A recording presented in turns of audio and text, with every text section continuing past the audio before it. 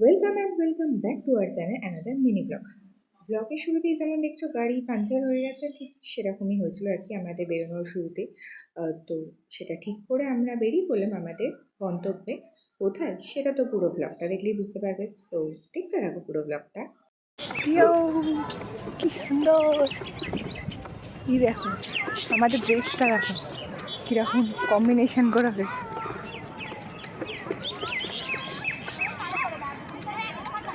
কোথায় গেল এটা?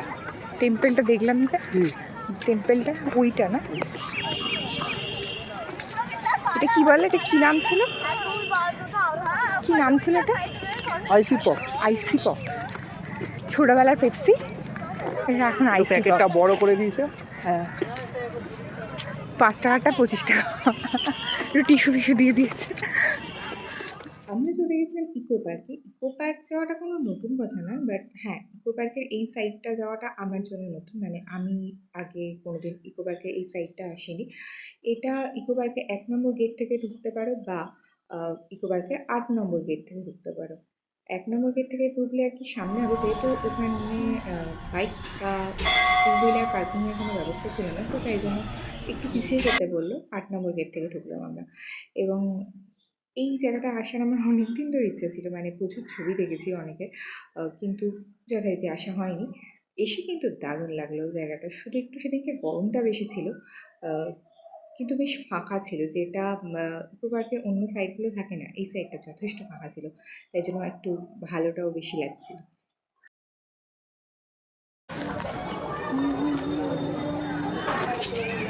চুলটা দেখো তোমার।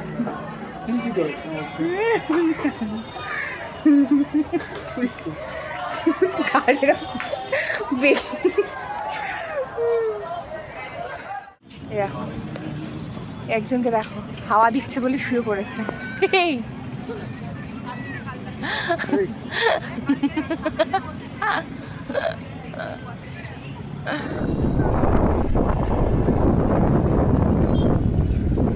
অনেকক্ষণ বসে বসে বেশ